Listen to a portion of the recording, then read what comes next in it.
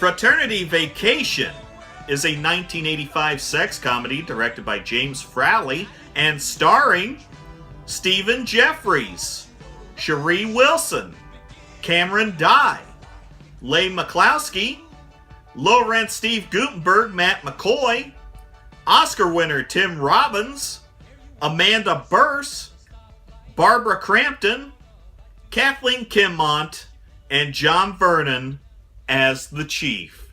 The film opens with our three leads, Wendell, Joe, and Mother, heading out for spring break in an Iowa blizzard. Black and white? Does this movie seriously think it's a fucking Wizard of Oz? Hey, it's the dad from Alf! He's probably here to sell the boys some crack. Too soon? They arrive in Palm Springs and we get the obligatory driving down the main drag montage.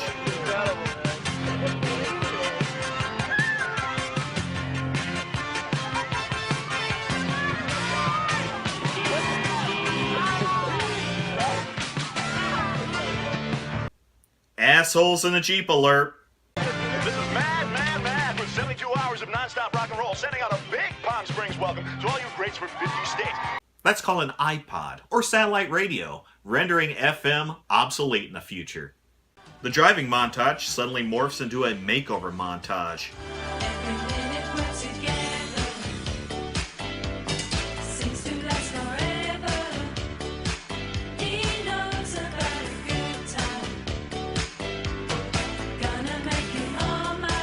Hold on. That's an 80s movie foul. You can only back-to-back montage if you're Rocky IV.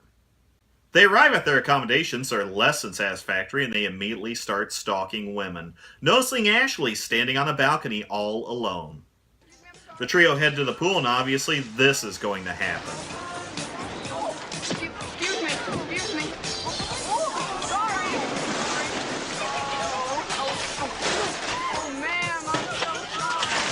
Joe and Mother pick up a couple of chicks, talking them into the condo and ditching Wendell in the process. These guys are ready to go until they hear this conversation. Well, some doctor in France thinks he's found a cure for herpes. Boy, would that be amazing. Yeah, really. It turns out it was a prank from Iowa rivals Chaz and JC. Chaz, we're going to perpetuate that fucking stereotype. They have a dick-slinging contest that ends with a $1,000 bet on who will bed the mysterious Ashley first.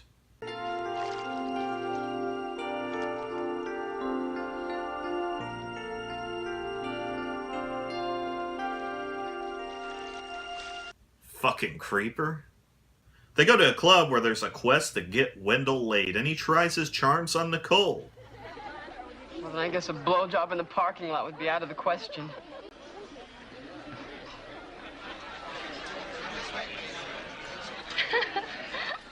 Holy shit. That actually worked. Joe and Mother then use being pathetic to make their first play for Ashley, but Chaz parachutes in. Nope, not impressed. Look at Wendell with his once-a-quarter shave. Then we get this conversation in a sauna. See the look on her face when I flew in? All I saw was her walking away from the pool. Yeah, so she plays hard to get. I can handle that. Nobody who looks like that has the right to play hard to get. I mean, she owes it to mankind to be easy. Jesus Christ, that was misogynistic. What the hell was that? What the hell? That's probably considered attempted murder. They bust out and discover Ashley is there, and Joe goes back in the sauna to fake a suicide attempt, which works! I suppose I could. Maybe dinner or something. These guys are definitely going straight to hell. I don't care. All of you moves alright. We can. This poor girl is getting stalked all over the place. Chaz then makes a move at the gym and also gets a date. Okay, tomorrow. I'll call first. What's your number? Oh, they're dick and dick now. Well, go home and get some sleep, because I don't want you all pale and sickly like that when you meet my parents tomorrow. Oh, I won't be. Don't worry. It's been 2 days. That's probably a little early to be meeting the parents. Wendell falls off a roof and gets accused of... Rape! Oh, rape! Rape! He goes to jail and meets legendary star John Vernon. What the hell do you want, you perverted little piece of shit? Meanwhile, there's some more stalking and what we can probably go ahead and call sexual assault. Come on, get lost. You get to go to bed with her in a couple hours. You could at least allow me this pleasure.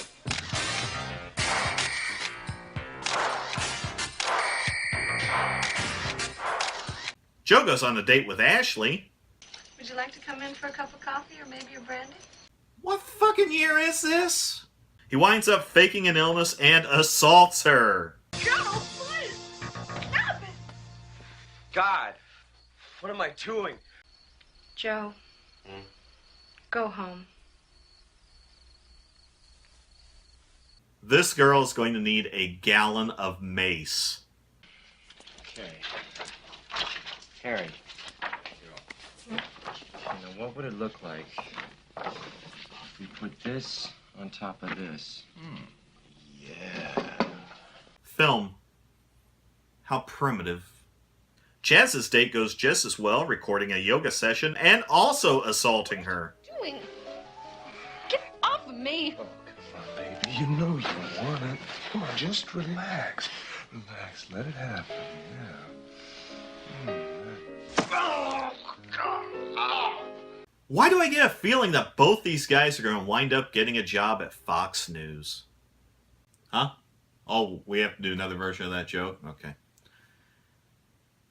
How do I get the feeling both these guys are going to get a job on the Today Show? Wendell gets escorted home by a pair of hookers, impressing Joe and Mother, and has a brunch thing with Nicole and her parents the next day. Whoops! Rapist! Turns out Nicole's dad is John Vernon and tosses him from the restaurant. Nicole almost seems gleeful about what happened. I think my father liked you very much. I'm sorry. No, you're not. You know what I think? I think you liked it. I think she's a sick bitch. Well, if that's the way you feel about it. Goodbye, Wendell. Hey, what about brunch? They have a meeting of the evidence where they try to bullshit each other, but Ashley busts in and makes them admit to each other it was all a scam. Oh yeah, now you feel bad because you got fucking caught. They get a call from Nicole, who for some reason will now give a shit about Wendell for the remainder of the film, and they go to check things out.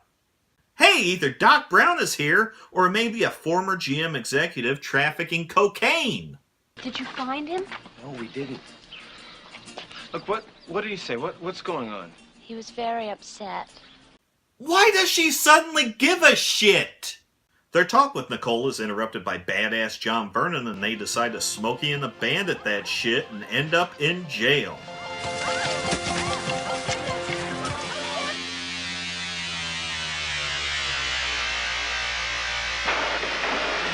Chaz and JC try to bail them out, but when that doesn't work, the end of spring break party turns into a protest for their release.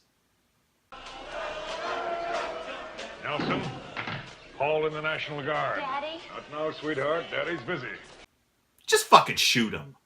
They're then released, revealing that the last 10 minutes of story was useless, and was used only to pad the running time. While this is going on, a plot twist! Everyone ends up at the condo where they discover Wendell and Ashley in their post-coitus bravado, ending with the atypical mooning scene. I'm starting to notice a trend with these 1980s sex comedies. I really don't like many of the characters in them. Mother, Joe, Chaz, and JC are pretty much rapists stalking their next victim. Nicole is a crazy bitch, and John Vernon is John Vernon. Wendell and Ashley are the only two respectable people in this movie. Wendell is a nerd, getting shafted by his friends, and Ashley is pretty much a toy between four dogs. This is another one of those movies that in the 80s was acceptable, but when you really think about it, it isn't too comfortable to watch 30 years later. There is one difference with Fraternity Vacation in that Ashley doesn't wind up forgiving one of the scumbags and winding up with them. She ends up with Wendell.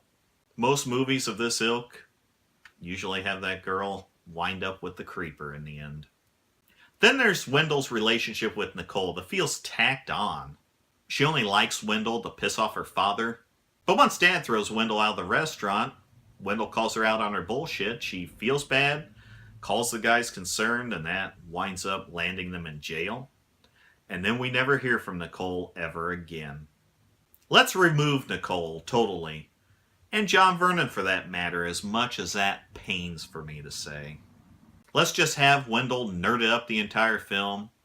Ashley go for her drive after finding out there were fucking stalkers after her the entire vacation.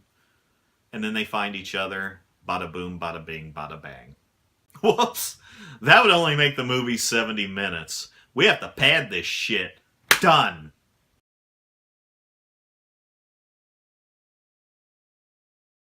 Come on, Jose! Crank her up!